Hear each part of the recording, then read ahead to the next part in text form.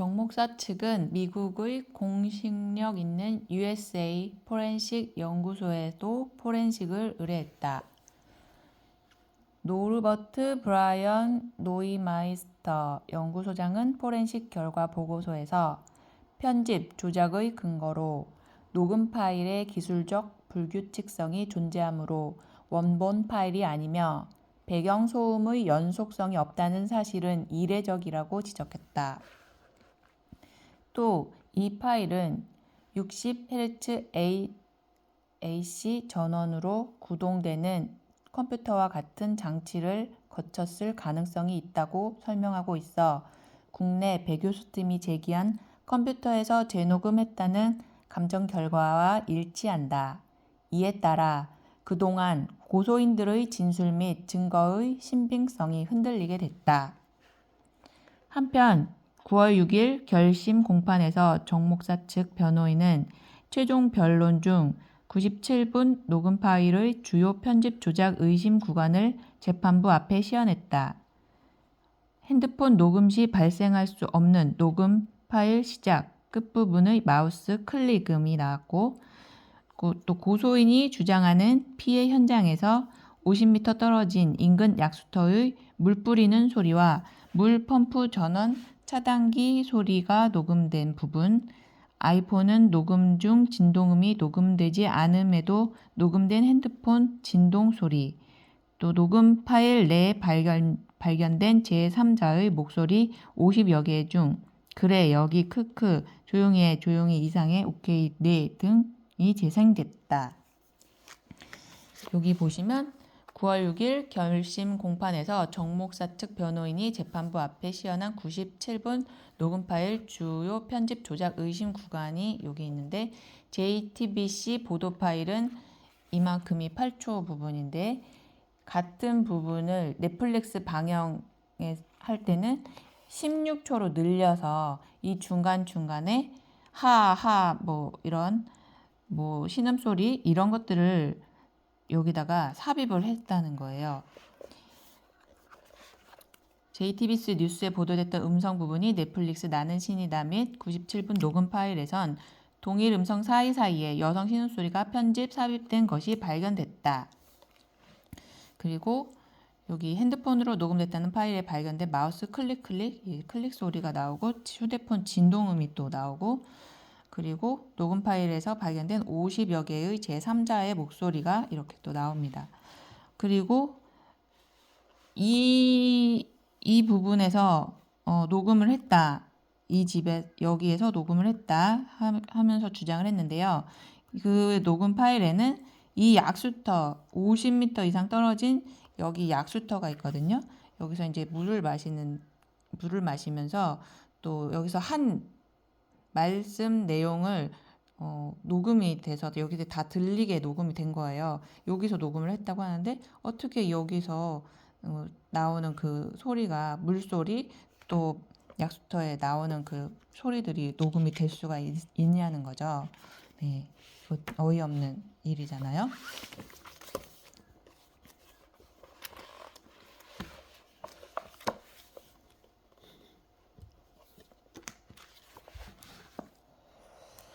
그리고 지난 6월 25일 항소심 4차 공판 직후 대전 고법 정문 앞에서 열린 기자회견에서 정명석 목사 측 변호인 법무법인 금양 김종춘 이경준 대표 변호사가 녹음 파일 감정 결과를 밝히고 있다. 여기에서 이경준 변호사가 녹취 파일이 1심에서 유력한 증거로 사용되었기 때문에 2심에서 해당 증거의 증거 능력이 부정된다면 기본적으로는 정 목사에게 유리한 방향인 건 맞다. 녹취 파일이 편집이나 조작되었다는 부분까지 확인이 된다면 결국은 고소인의 전체 진술의 신빙성이 의심되고 나아가서 정 목사를 무고하기 위한 기획 고소 가능성도 배제할 수 없기 때문에 그 부분에 대해서도 적극적으로 대응하겠다. 네. 정 목사 측 최후 변론서 검찰 측 공소사실 전면 반박. 정 목사 측 변호인은 지난 9월 6일 결심 공판 최후 변론에서도 검찰 측의 공소 사실과 주장에 대해 전면 반박하며 재판부에 정 목사에게 무죄 판결을 해줄 것을 요청했다. 이날 결심 공판에서 새롭게 부상한 쟁점은 전교인 이 씨가 두 차례에 걸쳐 재판부 등에 보낸 내용 증명을 통해 이 사건이 고소인 M 씨와 배후 세력인 반 JMS 활동가 K 교수가 금전을 목적으로 기획 고소를 진행했다는 것이 드러난 것이다.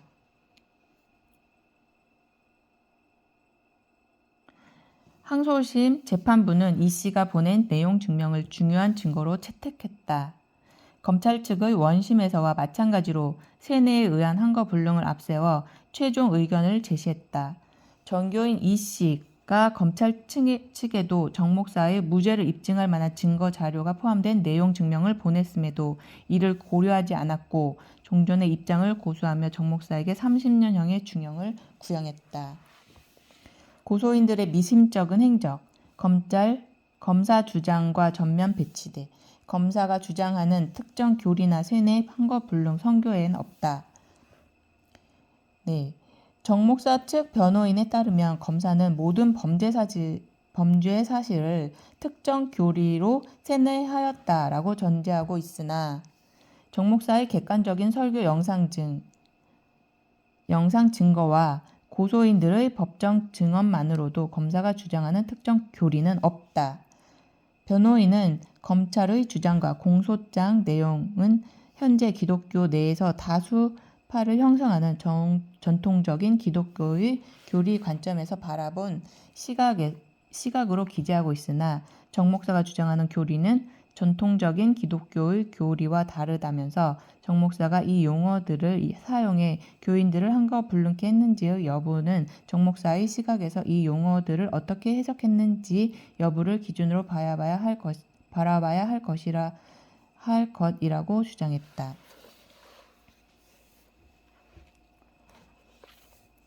전통 기독교에서는 메시아는 절대적 신적 존재라고 말을 하고 있고 또 육이 부활돼서 육이 다시 온다 이렇게 말을 하고 있잖아요. 그런데 반면에 정명선 목사님은 메시아는 신이 아닌 인간의 몸으로서 신의 일을 한다는 교리를 주장하고 있죠. 그리고 그 영이 다시 오신다 이런 주장을 하고 계세요. 그리고 휴거가 되는 것도 영이 휴거되는 거지 육은 이 땅에서 1m도 올라갈 수 없잖아요. 그거는 너무 당연한 거고 그리고 2000년 전에 죽은 예수님의 그 육이 또 어떻게 살아서 오겠습니까? 그 예수님은 영이 승천하신 거고 영이 다시 재림하신다는 겁니다. 그 교리를 말씀하신 거예요. 전통 기독교적인 해석과 정 목사의 해석 차이는 예를 들면 메시아라는 개념에 대해 전통적인 기독교 교리에서는 메시아는 절대신 성자와 동일한 분으로 나사렛 예수님이 유일한 메시아라는 식으로 해석하면서 메시아는 강력한 종교적 권위 내지 절대적 지배력이 있는 신적 존재로 해석하고 있다는 것이다. 반면 정 목사는 메시아는 신이 아닌 인간이다. 메시아는 신이 아닌 인간으로서 하나님의 말씀을 받아 실천하고 다른 사람을 전도하여 생명을 구원하는 사명을 가진 자이다. 메시아는 인간으로서 하나님을 마음과 뜻과 목숨을 다하여 사랑하고 이웃을 내 몸처럼 사랑하는 존재, 즉 메시아는 인간으로서 사람들이 하나님의 말씀을 듣고 실천하도록 전도하는 역할을 하는 사람으로 정의하고 있다. 따라서 검사는 성교회에 없는 교리로 고소인들을 세뇌했다고 기소한 것이므로 허위 기소이고 공소 사실을 증명하지 못하고 있다고 반박했다. 또 검사가 주장하는 세뇌 사실 역시 성교회에는 없다고 주장했다. 공소장에는 정 목사가 마치 신적인 권위를 내세우고 피해자들을 세뇌하여 성범죄를 저지른 것처럼 기재되어 있으나 정 목사는 신적인 권위를 내세우고 쇠뇌를 하여 성범죄를 저지른 사실이 전혀 없고 이에 대하여 검찰이 입증 책임을 다한 바도 없다. 그런 사실이 없기 때문이다. 쇠뇌 여부는 일기, 편지, 문자 메시지 등 객관적인 자료로 판단해야 하는데 이러한 자료에는 고소인이 정 목사와 신체적 접촉을 하지 못해서 아쉬워하고 있고 오히려 적극적, 능동적으로 신체 접촉으로 나아가는 태도만이 보인다는 것이다. 오히려 이 고소인 MC의 일기장을 보면 그런 사실이 없다는 것을 아쉬워하고 있거든요. 고소인 MC의 일기장에는 성적 접촉에 대한 기록이 없고 성교회에서 그만은 성적 일탈을 자유로이 했음이 드러나 있다. 예, 성적인 것들을 굉장히 금지하고 있어요. 성교회는. 그렇기 때문에 이 M양은 그것을 굉장히 아쉬워하고 목사님과도 그런 것이 없었다는 것을 굉장히 아쉬워하면서 일기를 썼잖아요. 그런 것이 다 드러났습니다. 여기는 월명동 자연성전에서 열린 행사 수련회인 것 같아요. 자유롭게 시간을 보내고 있는 회원들의 모습이 보입니다. 고소인 MC의 일기장에는 정 목사에 관한 성적 접촉에 관한 기록은 없고 성교회에서 금하는 MC 개인의 성적인 일탈만 기록되어 있다. 검찰의 주장대로 쇠뇌되었을 당시 신체적인 접촉이 있었다면 그로 인한 깨달음과 기쁨이 일기에 기록되어야 하지만 이러한 내용은 없다. 2021년 3월 3일 일기에는 제가 원하는 거 하고 싶으세요? 관계나 뽀뽀하고 싶으세요? 라는 기록을 남기며 정 목사가 자신과 신체적인 접촉을 하지 않았음을 입증하는 기록을 남겼다. 그의 일기 어디에도 자신이 증언했던 당혹과 혼란의 기록은 찾아볼 수 없다.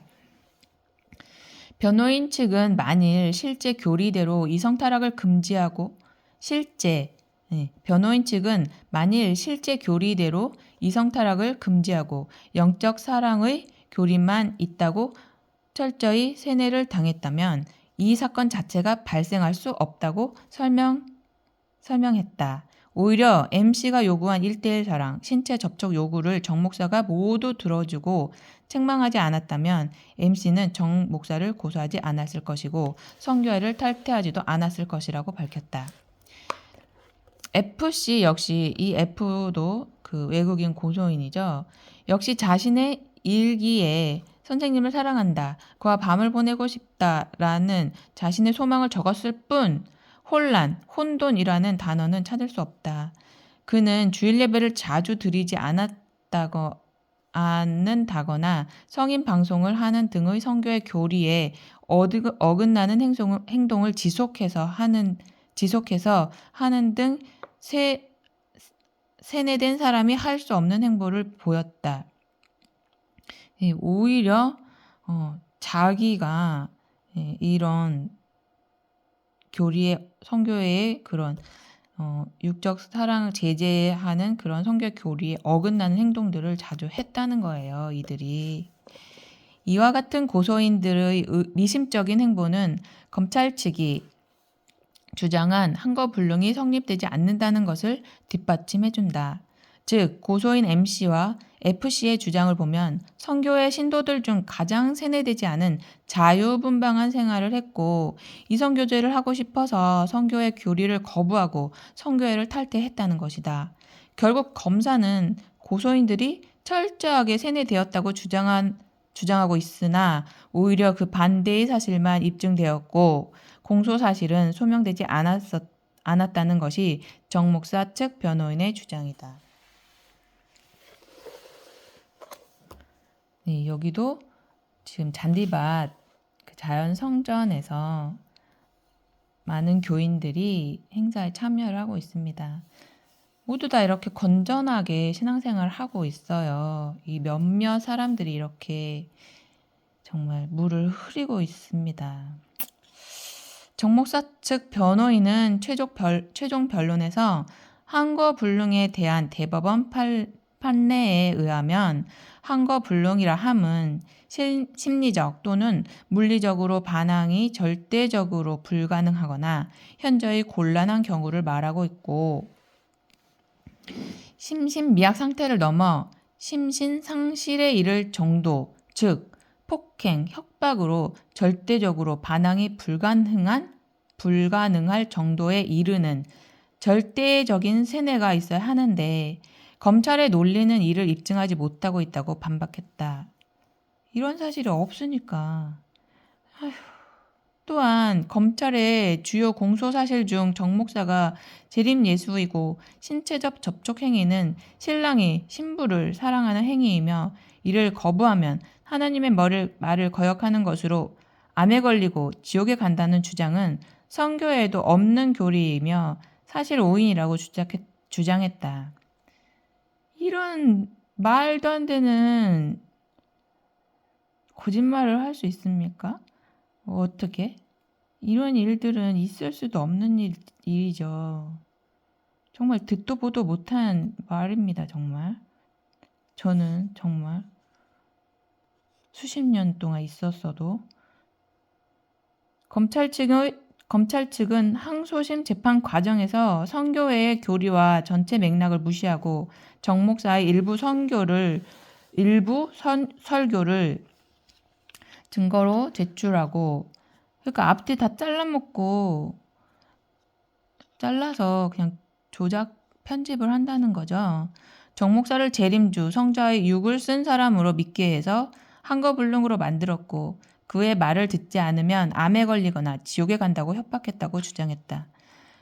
정말 말도 안 됩니다. 정말. 오히려 병들고 아픈 사람이 와서 말씀을 듣고 고치고 그런 일은 들어봤어도 정말 이런 말은 처음 들어봅니다. 이에 대해 정 목사 측 변호인은 성교회에서 제공한 정 목사의 설교를 증거로 제출하고 오히려 그는 자신을 예수님의 심부름꾼, 나는 줄반장이다, 예수님은 나무고 우리는 가지다 등의 설교를 하며 자신을 낮추고 오직 예수님과 하나님만을 중심으로 하는 삶을 강조했다고 반박했다.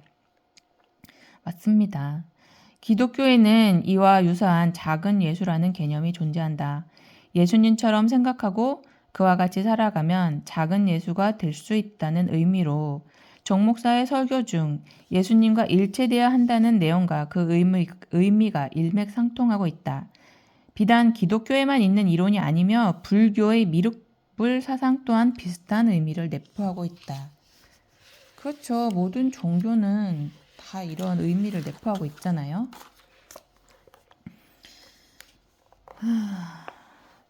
월명동 자연성전에 있는 거대한 예수님 상입니다. 너무너무 예수님을 사랑해서 이렇게 동상을 만들어 놓으신 겁니다, 여러분. 한거불능? 이런 거는 있을 수 없습니다. 성교회 내에 감시와 통제 없었다. 감시 통제 이런 거 없습니다. 검찰은 구원파나 만민중앙교회를 유사 사건으로 예를 들며 피해자들의 한거불능이 인정되어 최종적으로 유죄를 받았다면서 JMS 또한 이와 매우 유사하다고 주장했다. 이에 정 목사 변호인 중 한 변호인은 자신이 구원파 사건을 수사한 담당 검사였다면서 구원파 사건과 정 목사 사건은 완전히 다르다고 밝혔다. 구원파 사건은 분명히 감시와 통제가 존재했지만 우리 선교회 내에서는 감시와 통제가 없었으므로 명백히 다른 사안이라고 선을 그었다. 그는 선교회는 거주 이전의 자유를 침해하거나 집단 생활을 하거나 격리한 적이 없다라고 반론했다. 그런 거 없습니다, 여러분. 이 많은 사람들이 어디서 집단 생활을 합니까? 수십만 명이 각자 자기 생활 다 하고 행사 있을 때 이렇게 가끔 모여서 수련회도 하고 합니다. 실제로 고소인 중 한 명인 홍콩 국적의 MC는 피해 호소 기간 중 10회 이상의 출입국 기록이 있으며 자유롭게 월명동과 해외를 드나들었다. 또한 그는 홍콩의 명문대를 졸업하고 한국의 대학을 다니며 서울과 월명동을 오가는 삶을 살았다. 이 외에도 회사에 취직하기도 했고 동시 통역과 모델 일을 하는 등 자유롭게 살았다. 이 모든 기록이 그의 인스타그램에 남아있다. 또 다른 고소인 호주 국적 FC 또한 출입국 과정에 정 목사의 통제를 받지 않았다고 법정에서 증언했다.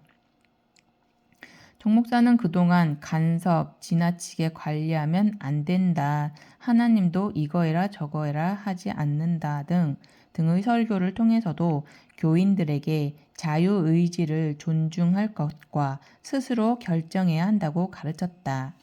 이러한 설교는 한거불능의 개념과는 양립할 수 없는 개념이다. 이를 보더라도 정 목사 사건이 검찰의 주장했던 구원파와 유사한 사건이라는 주장은 설득력이 없어 보인다. 오히려 사건을 무리하게 끼워 맞춘 것은 아닌지 합리적 의심이 들게 된다. 굉장히 자유롭게 다니고 있습니다. 월명동 자연성정 최고의 돌 조경 작품, 야심작 건축 사연을 듣고 있는 선교회 교인들의 모습입니다. 정 목사는 또 다른 설교에서도 아무리 지도자라도 아닌 건 아니다. 내가 설교를 잘못하면 이야기해달라. 나도 차고 일으킬 때 많다라며 자신도 실수할 수 있으니 누구든 그러한 실수를 발견하면 말해달라고 했다고 한다. 자신을 신격화하려면 내 말은 절대 진리이니 믿고 따르라 라고 해야 맞다. 하지만 정 목사는 자칫 지도자의 권위를 떨어뜨릴 수 있는 설교를 통해 자신도 실수할 수 있으니 맹목적으로 믿는 것을 경계했다. 맞습니다. 선교회 내에 정명석 목사의 위치가 제자들과 같은 입장임을 알 수 있는 월명동 자연성적 야심작 현석판. 아까 그 자연성전 여기가 메인 핵심 돌조경인데 여기 맨 위에 기념 머릿돌 돌입니다. 이것이 여기에 이런 문구가 새겨져 있습니다. 이 모든 구상은 하나님, 감동은 성령님, 보호는 예수 그리스도, 기술 실천은 나와 제자들. 이것만 봐도 얼마나 겸손하시고 정직하시고 정말 하나님, 성령님, 예수님 얼마나 사랑하시는 분인지 알 수 있습니다. 본지 취지에 의하면 정 목사가 제자들과 함께 조성한 것으로 알려진 월명동 자연성전에는 커다란 예수님 상이 총 3개나 있다. 오직 주 하나님, 이 모든 구상은 하나님, 감동은 성령님, 보호는 예수 그리스도, 기술 실천은 나와 제자들이라고 적힌 현판석 등이 세워져 있다. 이 현판석에 세워진 휘호를 보더라도 정 목사가 자신과 제자들을 같은 입장, 예수님은 보다 더 신적인 존재로 생각하고 있다는 것을 반증하는 증거라고 할 수 있다. 이러한 점을 두루 감안했을 때 정 목사가 자신을 재림주로 여기고 예수님보다 더 높은 존재로 교인들을 믿게 했다는 검찰 측의 주장은 맞지 않아 보인다. 선교회에서만 신랑 신부 교리가 있는 것은 아니다. 고소인 FC의 법적 증언. 원심에서는 정 목사가 신랑 신부 교리를 통해 자신을 육적 신랑으로 고소인에게 인식시켰다고 판결문에 명시했다. 하지만 이러한 검찰의 주장은 사실이 아니다. 정 목사 측 변호인의 말입니다. 신랑 신부가 성적인 개념으로 생각한 것은 아니고 어떤 비유적인 의미에서 관계가 매우 가깝다. 이런 뜻으로 배운 건가요? 아니면 성적인 신랑 신부라고 배운 것인가요? 고소인 FC. 가까운 관계를 의미하지 그런 신체적인 이야기를 배운 적은 없습니다. 피고인의 성적인 피고인이 성적인 요구를 해도 성적인 요구를 거부하면 벌을 받고 지옥 간다. 이런 말을 들은 사실이 있나요? 예, 그런 얘기 들은 적 없습니다. 분명히 없다고 말을 했어요. 정 목사는 설교를 통해 예수님을 만났어요. 그래서 일제되었어요. 그렇다고 해서 내가 예수님이 되지는 않아요. 신부된 거예요. 여러분도 예수님을 만나 일체되어야 해요. 라고 분명하게 말하고 있다. 마음, 정신, 생각, 사랑이다. 내 말을 지켜라. 나 사랑하면 나 껴안고 좋아하는 게 아니다. 확실히 선포했다. 라고 설교하며 영적인 사랑이 중요하다고 강조했다. 고서인 FC도 신랑 신부 교리는 성적 개념이 아닌 비유적 개념으로 가까운 관계라는 뜻이지 신체적 관계를 한 적 없다라는 취지의 증언을 했다. 신랑 신부 교리로 정 목사가 범죄를 저질렀다고 주장했던 선교회의 2인자 지씨 역시 설교 단상에서 하나님만이 오직 신랑이며 따르는 우리는 신부다라며 라는 맥락의 말씀을 전했다. 즉 주체와 상대체로서 신랑과 신부를 말하는 것이며 주체는 신랑으로서 하나님, 신부는 대상으로서 지구촌의 남녀 모두를 의미하는 것입니다. 여기서 짚고 넘어갈 것은 신랑 신부 교리는 성교회의 교리가 아니라 성경에 나오는 기독교 교리라는 점이다. 일반적인 기독교 교리를 고소인들이 자신들의 입장에 유리하게 편집해 제공한 것을 검찰에서 검토 없이 수용한 것이다. 보시면 이사야서 54장 5절 너를 지으신 이가 네 남편이시니라 그의 이름은 만군의 여호와이시며 마태복음 25장 1절 그때 천국은 마치 등을 들고 신랑을 맞으러 나간 열처녀와 같다. 10명의 처녀와 같다라는 것이요. 요한계시록 21장 2절 또 내가 보매 거룩한 새 예루살렘이 하나님께로부터 하늘에서 내려오니 그 준비한 것이 신부가 신랑을 위하여 단장한 것 같더라. 이렇게 성경 곳곳에 신랑, 신부 이런 비유가 굉장히 많습니다, 여러분. 성경을 읽어보지도 않고 그냥 함부로 이렇게 말하면 안 된다는 거예요. 정말 성경을 읽어보고 정말 이천독이나 하신 정명석 목사님 얼마나 성경을 잘 가르쳐 주시는지 한번 들어보세요. 그냥 막 이렇게 짜깁기 해서 엉망으로 막 갖다 붙이는 이런 고소인들의 이런 주장은 정말 말도 안 됩니다. 성교회의 신앙 스타 일반 교회 성직자와 같은 삶을 산다. 성교회의 신앙 스타가 어떤 의미인지 알아보겠습니다. 검사는 신앙 스타가 대외적으로는 결혼하지 않고 JMS 교리를 위해 헌신하는 신도를 의미하나 실제로는 정목사의 성범죄 대상이 되는 키가 크고 예쁜 여신도를 의미하는 조직 또는 개념으로 정목사가 신체적인 접촉을 요구하더라도 이를 거부하지 못하는 집단인 것처럼 주장하고 있다. 말도 안 되죠. 또한 신도들은 자유로운 신앙생활이 아닌 강압적이고 자유롭지 못한 신앙생활을 하고 있다는 취지로 주장하고 있다. 그러나 정 목사 측이 법정에서 증거로 제출한 동영상을 보면 신앙스타 CC는 신앙스타의 삶은 일반 교회의 성직자의 삶과 동일하며 다만 다른 점은 신앙스타는 결혼을 하지 않고 모든 시간을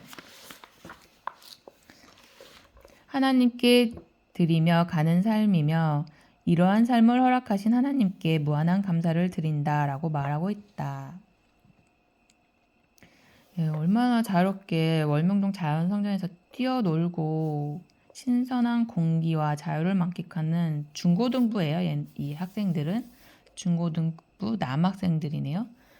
예, 무슨 게임을 하고 있는 것 같기도 하고 아주 재밌어 보이는데.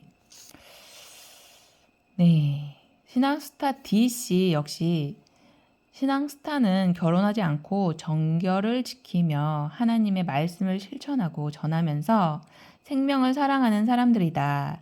그렇기 때문에 신앙스타는 목사님의 성적 대상자가 될 수 없다.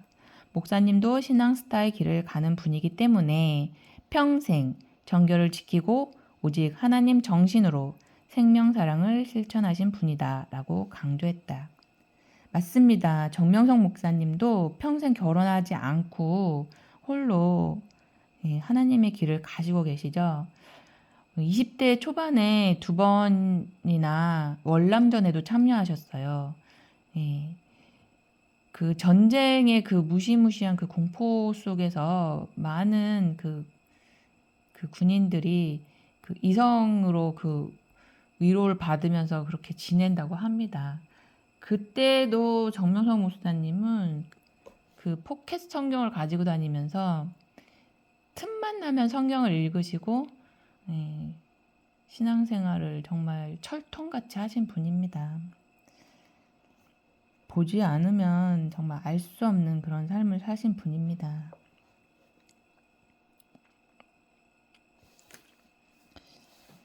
미국 검찰청 검사 제이씨는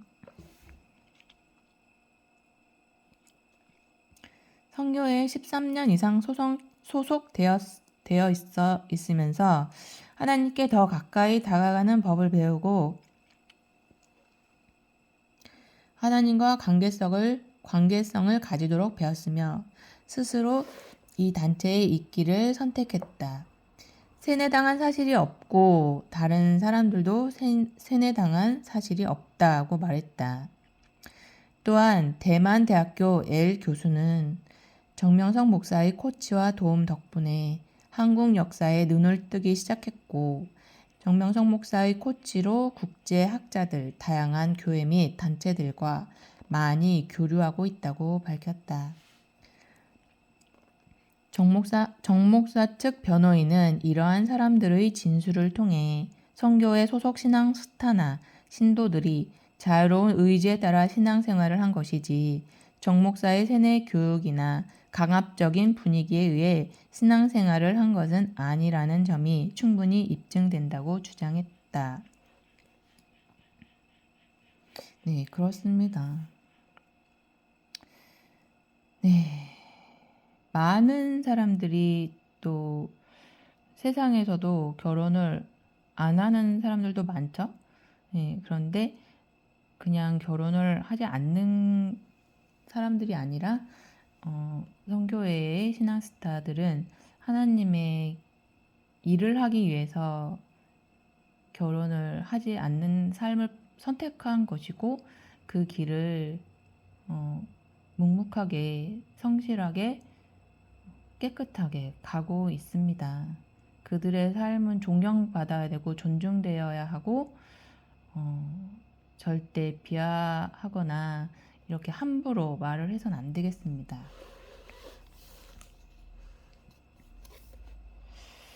네, 모든 범죄의 답은 현장에 있다라는 말이 있다. 정 목사 측 변호인은 9월 6일 최후 변론에서 이 사건의 주요 쟁점 중 하나인 교인들이 자유로운 신앙생활을 했는지 아니면 쇠뇌 교육, 한거불능의 신앙생활을 했는지의 여부는 실제 이 사건이 발생한 월명동 자연성전을 방문해 현장에서 교인들의 신앙생활을 들여다보면 어느 정도는 실체가 파악될 것이라고 주장했다. 비록 재판부가 공식적인 현장 검증은 시간 관계상 안 했지만 변론 종결 이후라도 사적으로라도 현장을 방문해 교인들이 현장에서 어떤 신앙생활을 하고 있는지를 직접 체험하면 교인들이 자유로운 의지에 따라 신앙생활을 하고 있고 정 목사의 세뇌 교육이나 강압적인 분위기에 의해 신앙생활을 하는 것이 아니라는 점에 대해 충분한 신증이 형성될 것으로 보인다고 설명했다. 공소사실에 부합하는 증거. 피해자들의 진술 또는 진술서 외에는 없다. 정 목사 측 변호인은 이 사건에서 공소사실에 부합하는 증거는 사실상 피해자들의 진술 또는 진술서 외에는 없다며 따라서 피해자들의 진술 신빙성이 매우 중요하다. 그런데 객관적인 증거를 보면 피해자들의 진술 신빙성이 전혀 없다는 점을 확인할 수 있다고 밝혔다. 일예로 MC는 법정에서 당시 탑승했던 차량에 고정형 암레스트 같은 장애물이 없었고 정 목사가 이곳에 앉았다라고 진술했다.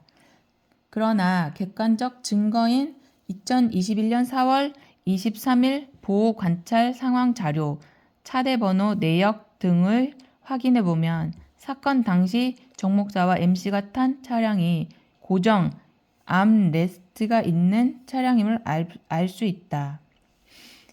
이 진술할 때는 이것이 없었다라고 진술했는데 이 암레스트가 있는 차량이었다는 겁니다, 여러분. 진술이 전혀 신빙성이 없었다는 거예요.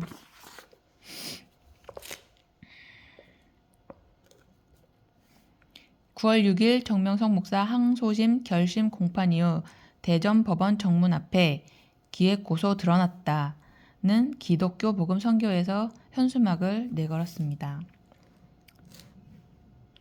MC는 수사관으로부터 백미러로는 정 목사를 살펴보고 있기 때문에 내가 못 봤다면서 그런 일이 있을 수 없다는 참고인 S의 진술을 전해 들은 뒤에 정 목사가 가운데 좌석에 앉아 S의 시야를 가렸기 때문에 S는 백미러로 보더라도 못 봤을 수 있다라는 취지로 진술을 했다. 자신의 주장을 반박할 진술이 현출되자 또 다른 거짓말로 상황을 모면하려 한 것이다. 이를 통해 MC의 진술의 신빙성이 전혀 없다는 점을 알 수 있다는 것이 정 목사 측 변호인의 주장이다.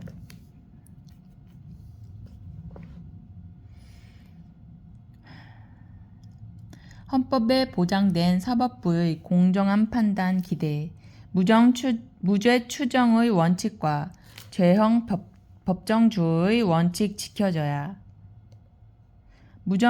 무죄 추정의 법칙은 검사가 입증 책임을 지고 합리적 증거를 제시하지 못하면 설령 피고인이 의심이 되는 측면이 있다고 하더라도 무죄 판결을 하라는 원칙이다. 정 목사 측 변호인은 정 목사 재판에서도 예외 없이 무죄 추정의 원칙이 적용되어야 한다고 주장했다. 또 변호인 측은 정 목사 사건은 고소인들의 동기의 착오나 착각에 따른 행동이므로 현행법상 처벌 규정이 없다고 밝혔다. 검찰 측이 주장하는 항거불능과 관련해서는 실질적 감금이나 사회적 격리, 예속 상태 같은 항거불능의 특단의 사정이 없는 한 만연히 유추 해석이나 확장 해석을 하여 고소인들이 항거불능 상태에 있었다고 판단한다면 죄형 법정주의 위반이라고 지적했다. 특히 이 사건 고소만 보아도 약 4년에 걸쳐 10여 회가 넘는 피해를 당했다고 주장하면서도 정 목사가 어떠한 폭행이나 협박도 없었다는 것이고 고소인들도 어떠한 이의제기도 없었다. 정 목사 측 변호인은 언제까지 법과 원칙도 아닌 피해자들에 대한 성인지 감수성을 따져서 기소할 것인가?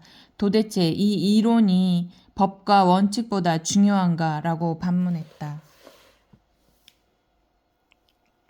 정 목사는 지난해 3월 넷플릭스 다큐멘터리 나는 신이다 방영 이후 언론과 방송에서 확인되지 않은 1만여 건이 넘는 보도가 쏟아지면서 사회적으로 지탄의 대상이 되어 원심에서 공정한 재판이 아닌 여론재판을 받았다. MBC 조모 PD가 제작한 나는 신이다에는 K 교수가 깊이 관여했으며 상당한 시간을 들여 직접 출연까지 했다. 정명석 목사는 1심에서 대법원 양형 기준을 초과한 23년의 중형을 선고받았고 검찰과 정명석 목사 측이 모두 항소하여 2심 공판이 진행되었다. 9월 6일 항소심 결심 공판에서 검찰은 30년의 중형을 구형했다. 그런데 1심에서 유일한 물증으로 채택되었던 녹음 파일이 국내외 다수의 감정기관에서 편집, 조작된 것이 사실로 드러났다.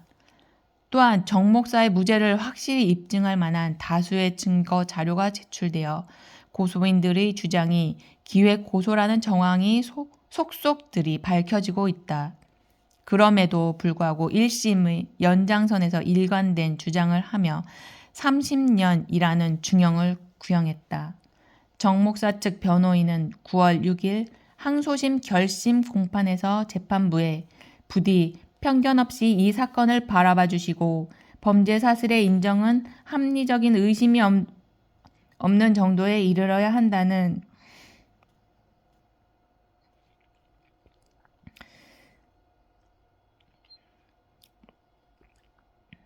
법과 원칙에 따라 의심스러울 때 피고인의 이익으로라는 형사재판의 대원칙에 입각해 원심을 파기하고 정 목사에게 무죄를 선고해 줄 것을 간곡히 요청했다.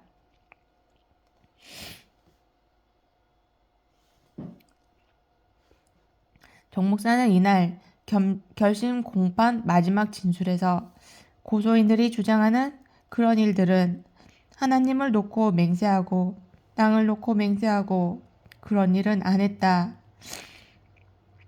면서 다 들어줬지만 사랑만큼은 못 들어줬다. 이건 하나님께 줬기 때문이다. 때문에 들어줄 수가 없다고 밝혔다.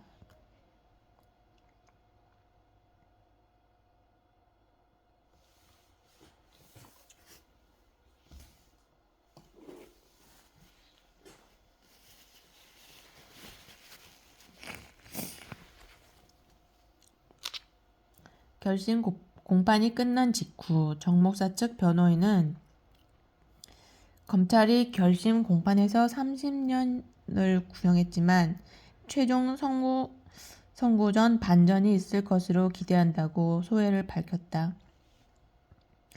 정 목사 변호인 측은 결심 공판 이후 추가 의견서를 통해 정 목사 사건은 이미 원심에서 유죄 선고가 있었고 사회적으로도 넷플릭스나 방송 등을 통해 사실상 유죄 선고가 내려진 거나 진배 없는 사건이라며 그러나 사건 기록을 살펴보고 관련자들의 진술을 들어보면 과연 범죄가 있었는지를 의심케 하는 여러 사실관계가 확인된다고 주장했다.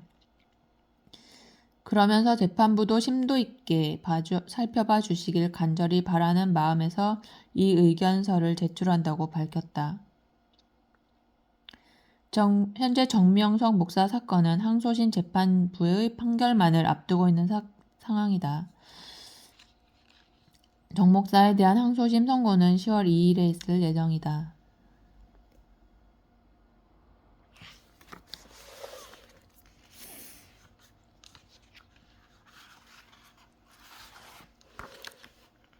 네, 10월 2일에 17년이라는 형이 나왔죠.